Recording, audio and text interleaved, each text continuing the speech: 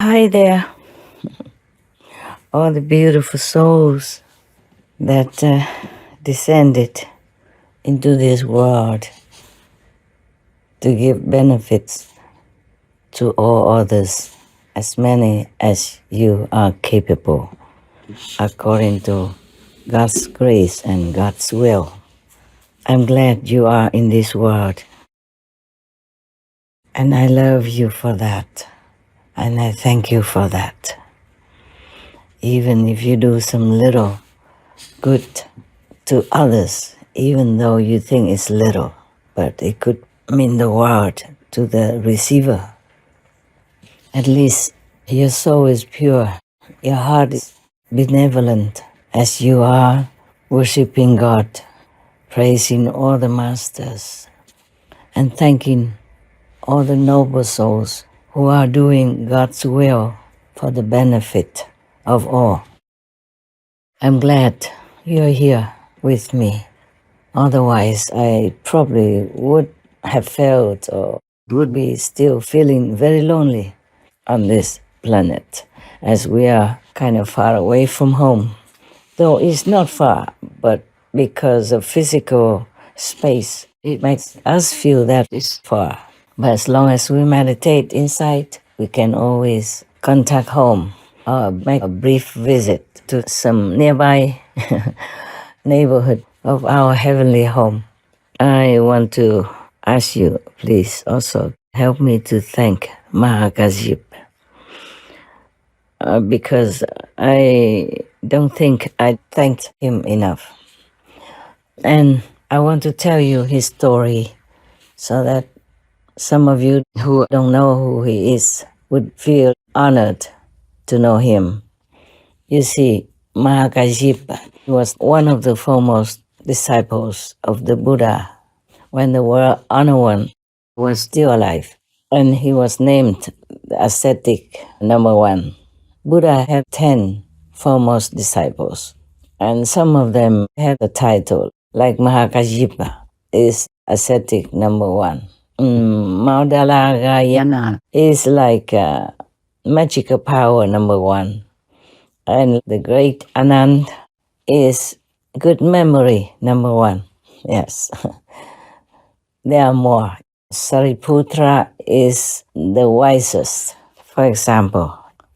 And according to a Buddhist legend, Mahākāśyapa, the real Mahākāśyapa, the monk, one of the foremost disciples of the Buddha, is still alive today on earth and meditating in a place, maybe a cave in a mountain, which is named Chicken Foot.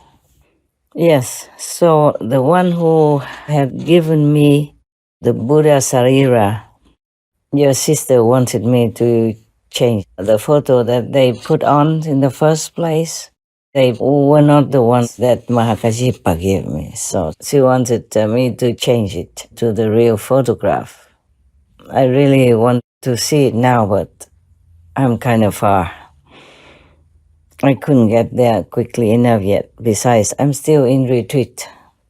I don't want to go too far. I shouldn't. Once you are in retreat, you should be always in one place, as concentrated as possible in one place. Maybe you could be in the garden, but without seeing anybody and without letting anybody see you, so that you can harness all your power for some special purpose.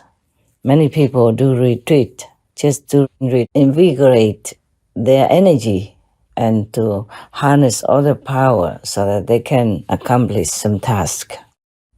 Yesterday, I had a talk with my dog people. Sometimes it's telepathically only. Sometimes, if possible, by phone. And the dog people even know what I have revealed to you. I did not want to. I did not want to reveal it, but God made me. And after I revealed it to you, I asked God 3 more times whether or not it is the right thing to do, to reveal to you my real identity. Or if not, please let me delete these parts, because I don't know how people would react. And I also don't know how to react to their reaction. Yes, I just do not feel very comfortable talking directly, honestly, and openly like that about what I am. In this physical world, I'm just like you, but I'm connected with my highest self, and that is a different thing. Otherwise, I couldn't have enough power supply to do my work, which is a lot, and very, very heavy work. I want to tell you about Mahākāśyapa so that you know how great he is, even as a human, as a person. Not to talk about a saint. He really is a saint. He kept his discipline. In Buddhism, you have 13 very strict disciplines which you have to adhere to in order to be called the best ascetic. Like you cannot eat after noon, and you eat only one time a day. You have only 3 layers of monks' robes, and you have to collect the discarded cloth on the street, in the cemetery, or in the garbage area where people throw things away, to make your own clothes. You can't wear new clothes. You can't buy new clothes. You can't accept clothes newly made for you. You do it yourself. You pick up clothes everywhere, wherever you can, and sew them together, one piece at a time, to make into good warm clothing to cover yourself with dignity. That's all you can have. And you have a baking bowl for going for alms, yeah? And take care of yourself once a day. And nowadays, still there are Hinayana monks who do the same or similar, but then they eat anything at all. They don't restrict themselves to veganism, which is a compassionate diet. Because in the beginning, some people just came and were not used to the vegan diet, so the Buddha allowed them 3 kinds of permissible animal people meat, like those animal people from whose flesh you're eating, you don't hear their cry when they die. Or an animal person that you know is not because of you that she is being killed. Or the animal people who die naturally or by accident or old age, somewhere in the forest or on the street. Then you can eat them. But later on, the Buddha said, you should not eat that anymore. And he emphasized that whoever eats animal people meat is not his disciple. And whoever eats meat, he is not that person's teacher as well. At that time, Arya, or sage Mahamati, or great wisdom Bodhisattva Mahasattva, said to the Buddha, Bhagavan, or world-honored one, I see that in all worlds the wandering in births and deaths, the enlaced animosities, and the falling into evil paths are all caused by meat-eating and cyclical killing. Those behaviors increase greed and anger, and make living beings unable to escape from suffering. That is truly very painful. Mahamati, having heard my words, if any of my disciples does not honestly consider that, and still eats meat, we should know that he is of the Candela, or killer's lineage. He is not my disciple, and I am not his teacher. Therefore, Mahamati, if anyone wishes to be my relative, he should not eat any meat. The Lankavatara Sutra, Tripitaka, number 671. And the Buddha was strictly vegan. Yeah, you can see some of the excerpts that I have expounded to you some years ago about that Buddha was a vegan, because he named so down milk, eggs, leather boots, or anything to do with animal people, you should not use because it causes suffering anyway. Bodhisattvas and pure monks walking on country paths will not even tread on living grasses, much less uproot them.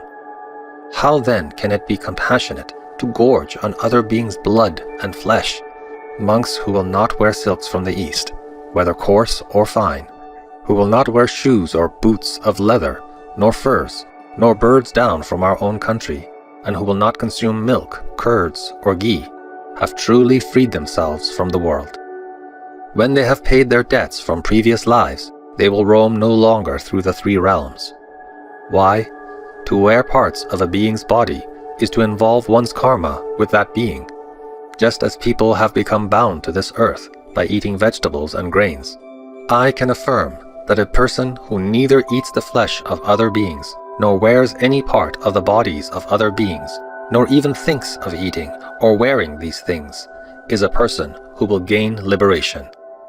What I have said is what Buddhas teach. Mara, the evil one, teaches otherwise. The Surangama Sutra.